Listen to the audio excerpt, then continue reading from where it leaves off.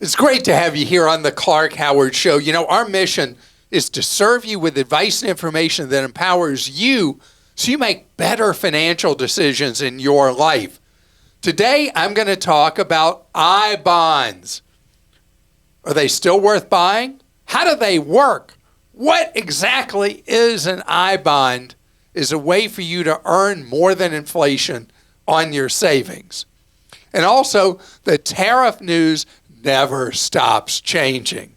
And so we got a temporary reprieve on goods coming from China. And I'm going to explain how this is going to work, what it's going to mean for this upcoming Christmas. And I'll also get to your questions. And remember, when you want to ask me a question, go to clark.com/ask. So, Series I savings bonds. There's something there was a frenzy about, I guess it was 4 years ago, when inflation got completely out of control in the back half of COVID.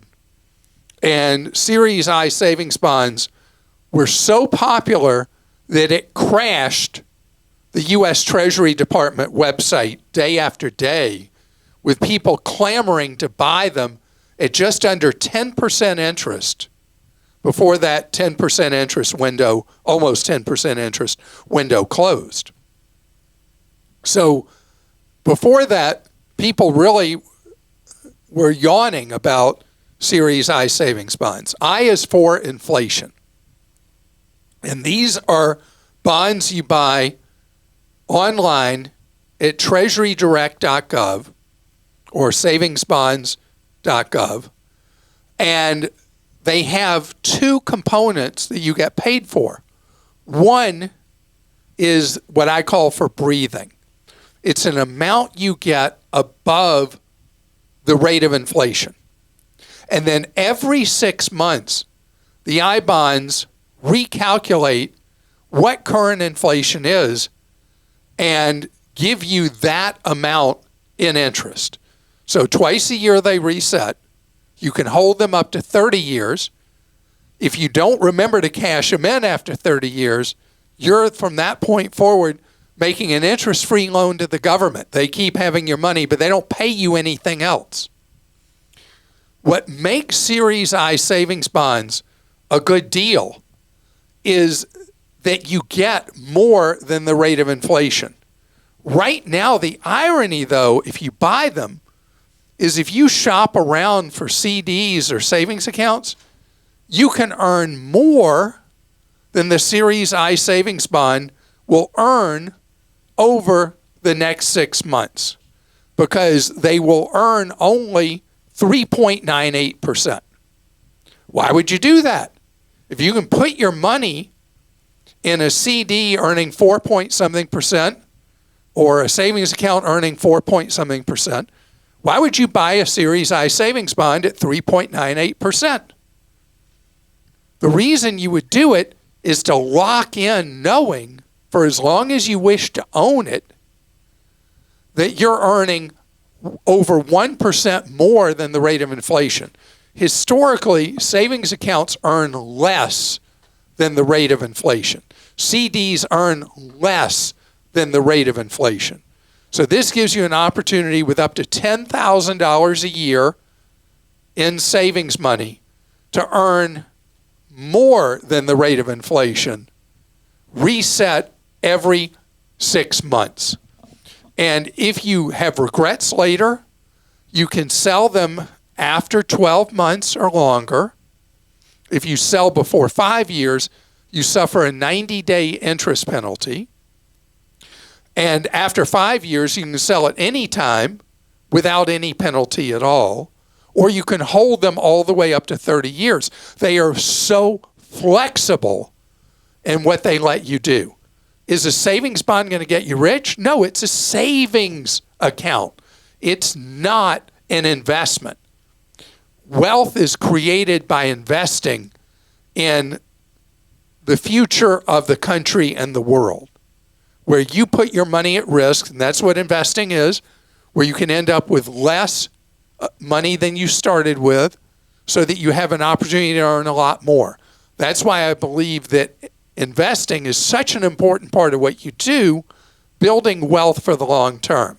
But savings bonds for the savings portion of your life are a very viable, good vehicle. Again, savingsbonds.gov or treasurydirect.gov to buy them, again, up to 10 grand. All Krista? right, we'll go to questions now. The first one's from Arlene in California. She says, I've loved I-bonds since you recommended them in the 90s. It's time to cash in a bunch of them, and they are mostly paper. Neither of my credit unions cash them now, and I definitely don't want to mail them in, as the Fed suggests.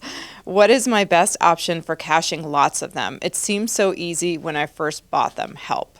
Okay, lots to talk about here. First of all, the golden era for buying Series I was when they first came about, when you bought them, Arlene, decades ago, because they were earning the inflation rate plus somewhere around 3.3, 3.5%. I mean, incredible deal.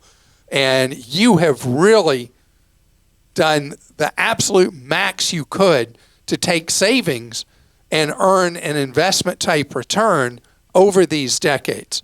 So if you go to treasurydirect.gov, yeah, they talk about mailing them in, but there's a procedure where you can convert them from paper to paperless there right on the website and then cash them out direct, having the money deposit straight into the account you want them to go into.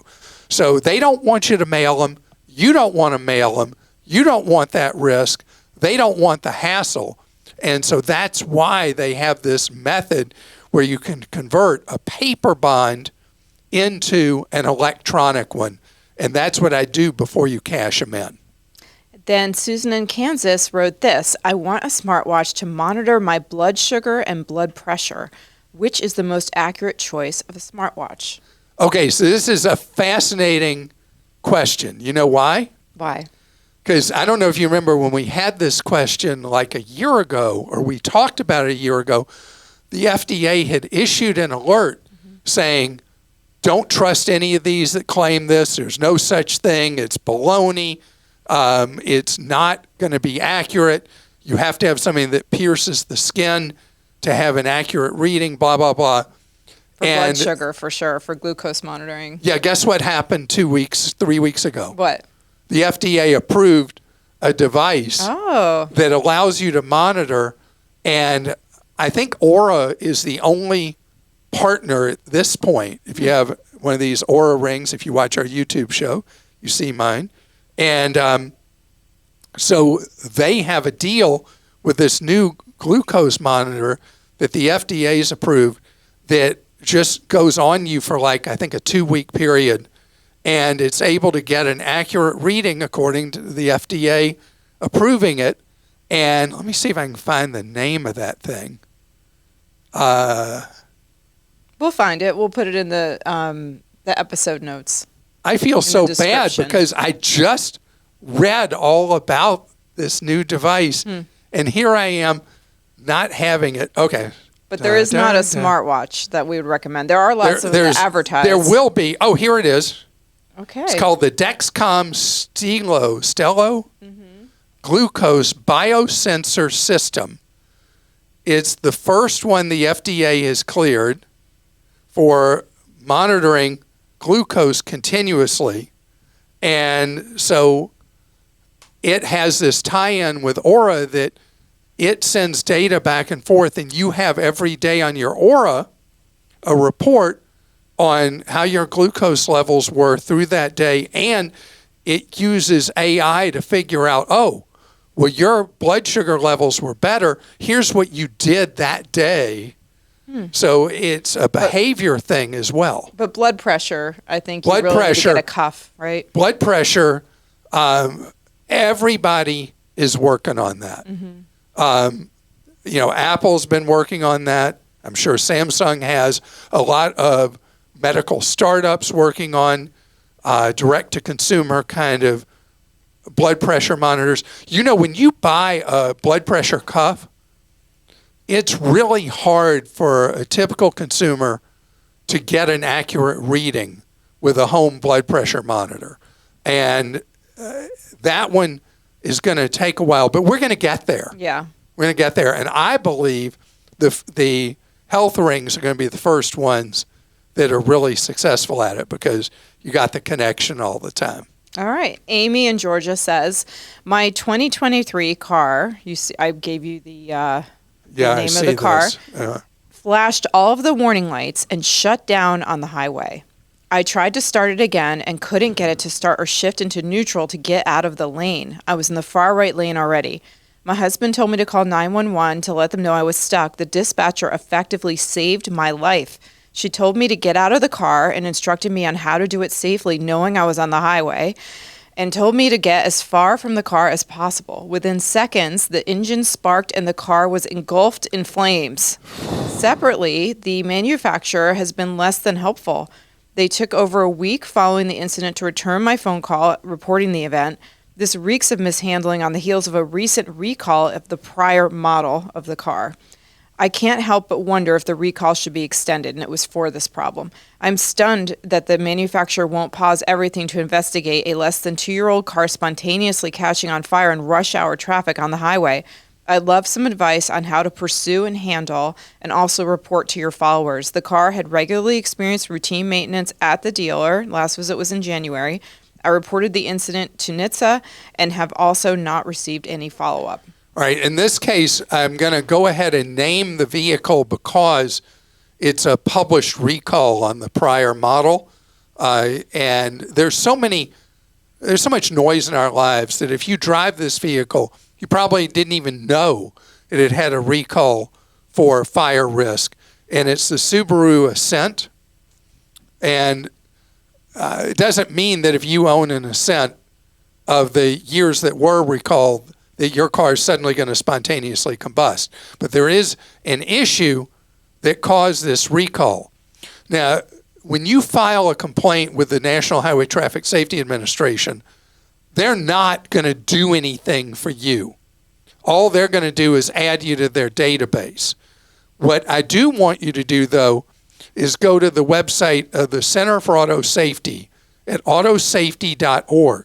It's a private organization. It's kind of a watchdog that watches out to make sure that the feds through NHTSA are doing what they should do to keep vehicles safe on the road and get unsafe vehicles off the road or recalled. And they are active with their database. Go to autosafety.org, file your story, and that will help others much more than just a complaint to NHTSA. The automakers generally are not that responsive when you have a tragic event in your vehicle. And thank goodness you and nobody else were hurt. Seriously, so scary. And if you have an Ascent, look up the recalls on this danger. See if yours is a vehicle model year that was, your VIN was actually one that was recalled for a fire safety risk. Wow, what a great dispatcher that. Yeah, how about that? And that on the yeah. Yeah, my middle brother Neil was driving on an interstate one day, and his vehicle conked out, and he got over the side, was on the shoulder, gets out of the car, and what did it do? It went crispy critter on him. Oof. So vehicle fires are a real but fortunately rare event. Coming up ahead, I want to help you understand what's going on with the tariffs on goods from China. What's it going to mean to your wallet? The Chinese tariff situation has caused a lot of tumult. And the number of ships that were bringing goods from China fell to flat out almost nothing once the new 145% base tariff went into effect, which was basically a boycott of any goods from China coming into the United States. And it was starting to lead to really dire warnings of shortages of all different kinds of goods. Because whether we like it or not, a huge amount of the goods sold in the United States come from China. So, there's a lot of stuff going on in the news. Did we blink first? Did the Chinese blink first? Who cares?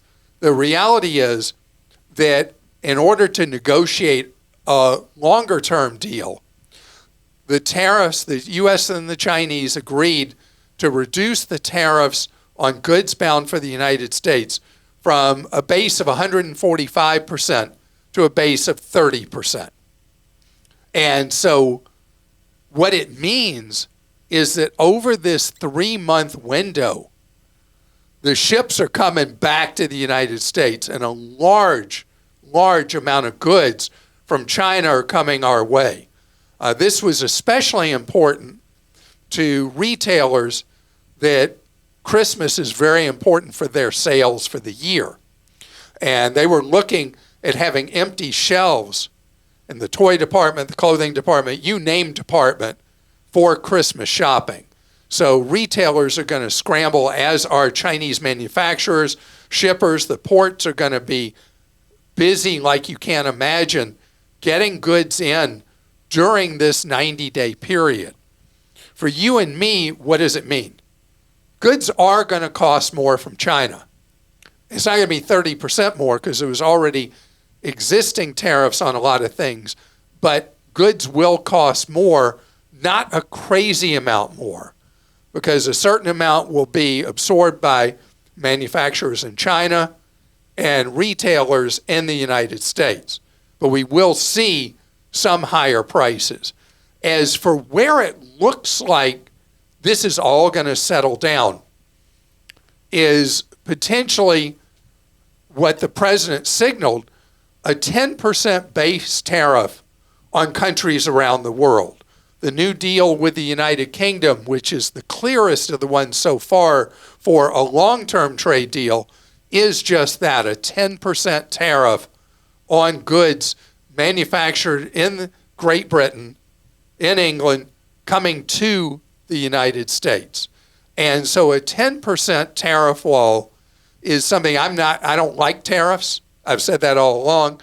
But a 10% tariff wall is something that we can handle as individuals, as businesses, and as a country.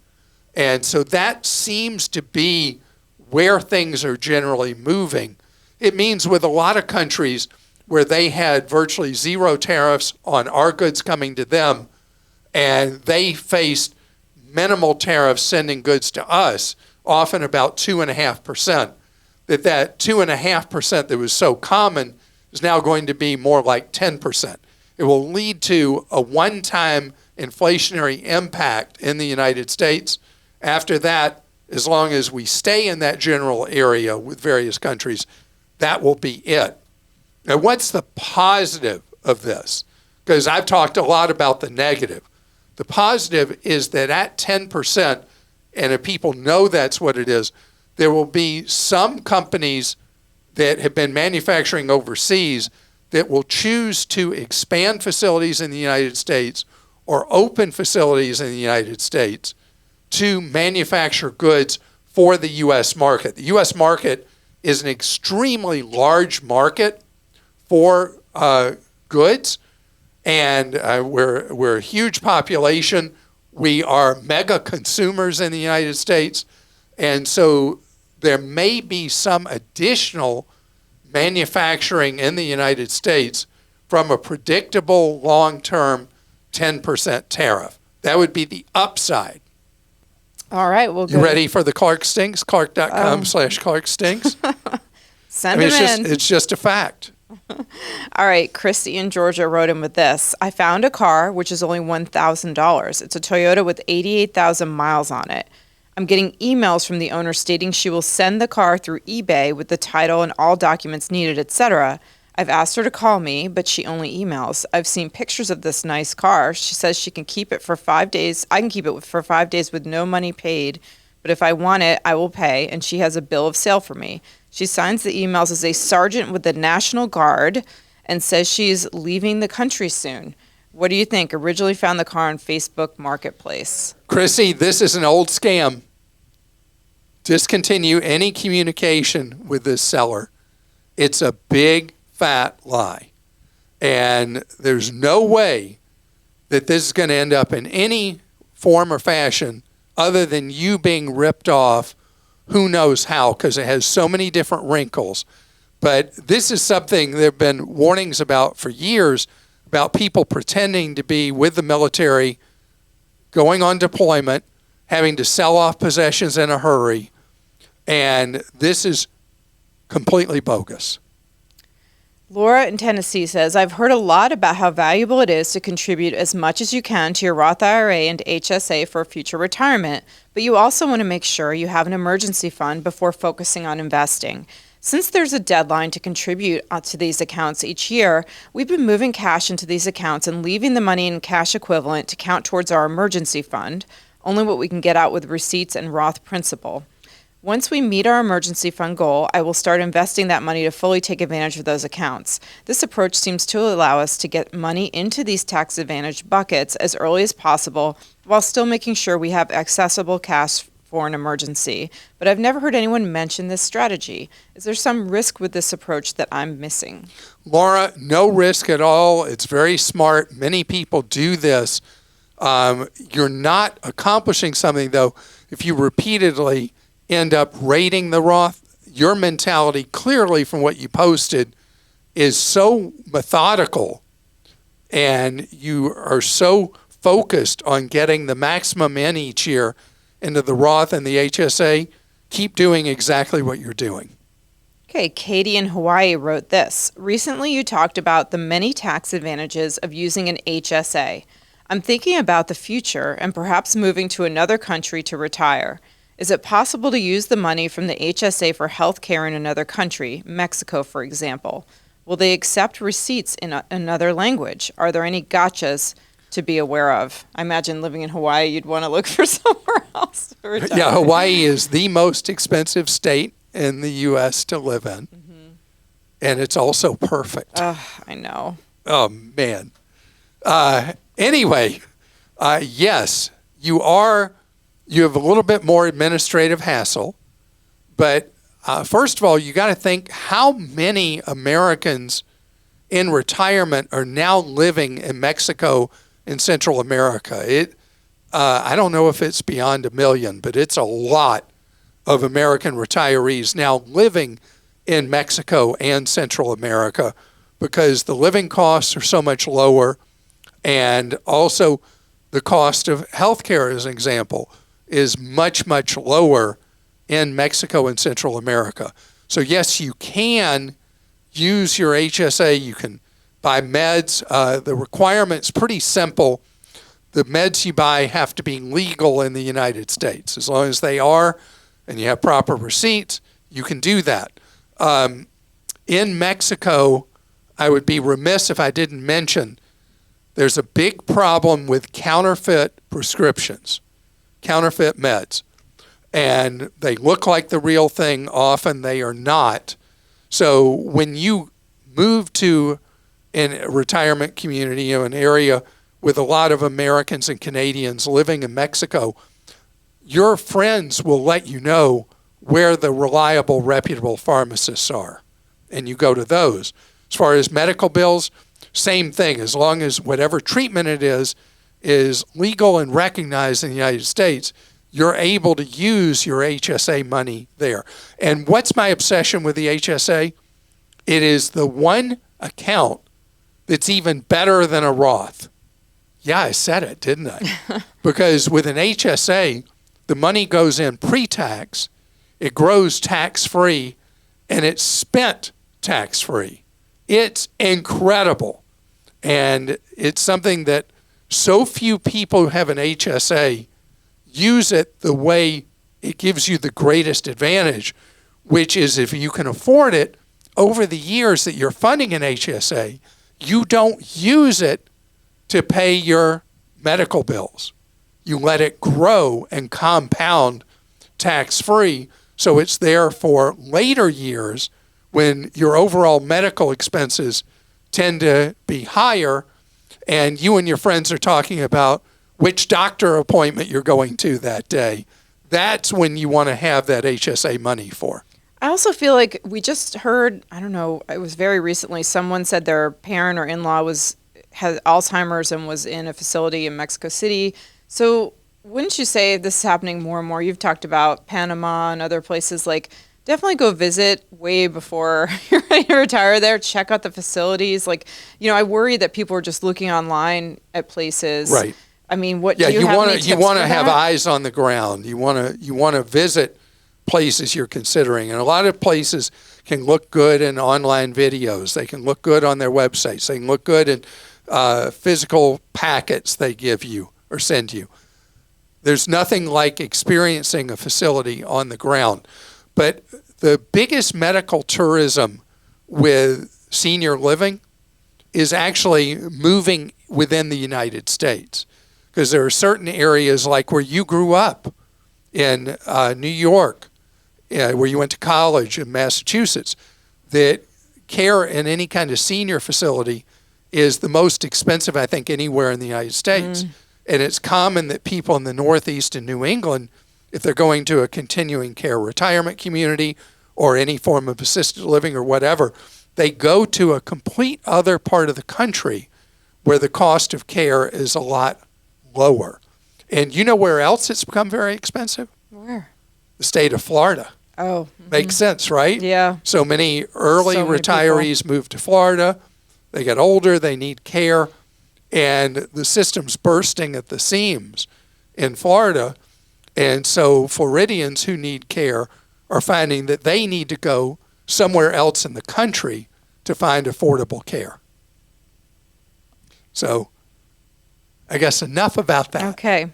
And I want to thank you so much for joining us today on the podcast. I hope that you've heard something today that is useful to you in your life, for a family member, for a friend, and know this is all about, everything we do here is all about your empowerment with knowledge that gives you the ability to stretch every dollar, to make better informed decisions with various things that you do with your wallet.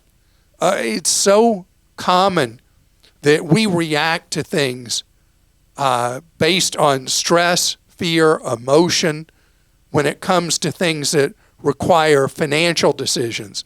The more you can step back and as best you can make a reasoned decision based on facts and gathering more information you can trust, the better it will be for you, with our whole goal being you learning ways to save more, spend less, and avoid getting ripped off. Have a great rest of your day.